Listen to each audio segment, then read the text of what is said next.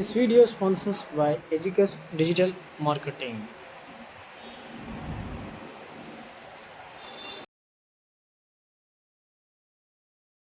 The struggle to find courses that truly speak your language, it's finally over. Welcome to EduQuest, where learning is made just for you. At EduQuest, we bring you a wide range of online courses, from career building programs to skill boosting masterclasses, all in your regional language. Because we believe language should never be a barrier to success. Our courses are tailor-made after understanding what today's learners really need. So why wait? Start learning the smarter, simpler way only with EduQuest. Visit eduquest.courses and explore your next course today. And hey, don't miss out on our exciting offers and promotions.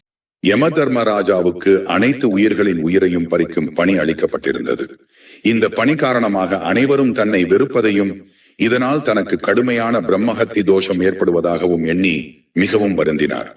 தனது இந்த பெரும் பாவத்தை போக்கிக் கொள்ள வழி தெரியாமல் தவித்த யமன் திருவாரூர் சென்று தியாகராஜரை வழிபட்டு தனது குறையை முறையிட்டார். அப்போது ஒரு அசரீரி ஒலித்தது. திருவாஞ்சியம் சென்று சிவபெருமானை வழிபட்டால் உனது பாவம் நீங்கும் என்று அந்த அசரீரி கூறியது. அதன்படி யமன் திருவாஞ்சியம் வந்து சிவபெருமானை நோக்கி கடும் தவம் இருந்தார். யமனின் தவத்தால் மகிழ்ந்த சிவபெருமான் மாசி மாதம் பரணி நட்சத்திரத்தில் காட்சி தந்து வேண்டும் வரம் கேள் என்றார். யமன் சிவபெருமானிடம், இறைவா, நான் உயிர்களை பறிக்கும் பணி செய்வதால் அனைவரும் என்னை வெறுக்கிறார்கள்.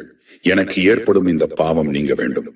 இத்தலத்தில் என்னை வழிபடுபவர்களுக்கு மறுபிறப்பு இல்லாமல் அமைதியான இறுதி காலத்தை அருள வேண்டும் என்று வேண்டினார். உயிர்களை பறிக்கும் பாவமும் பழியும் உன்னை வந்தடையாது. இத்தலத்தில் என்னை தரிசிக்க வருபவர்கள் முதலில் உன்னை வழிபட்ட பின்னரே என்னை தரிசிக்க வேண்டும். அவ்வாறு வழிபட்டால் அவர்களுக்கு மறுபிறப்பு இல்லாமல் அமைதியான இறுதி காலம் அமையும் என்று வரமளித்தார். அன்று முதல் திருவாஞ்சியம் கோவிலில் யமதர்மராஜருக்கு தனி சன்னதி அமைக்கப்பட்டு முதல் வழிபாடு யமனுக்கே நடைபெறுகிறது. இங்கு வழிபடுபவர்களுக்கு மரண பயம் நீங்கும் என்றும் அமைதியான மரணம் கிட்டும் என்றும் நம்பப்படுகிறது. இத்தலத்தில் எந்த ஒரு மரணம் நிகழ்ந்தாலும் மற்ற கோவில்களில் நடப்பது போல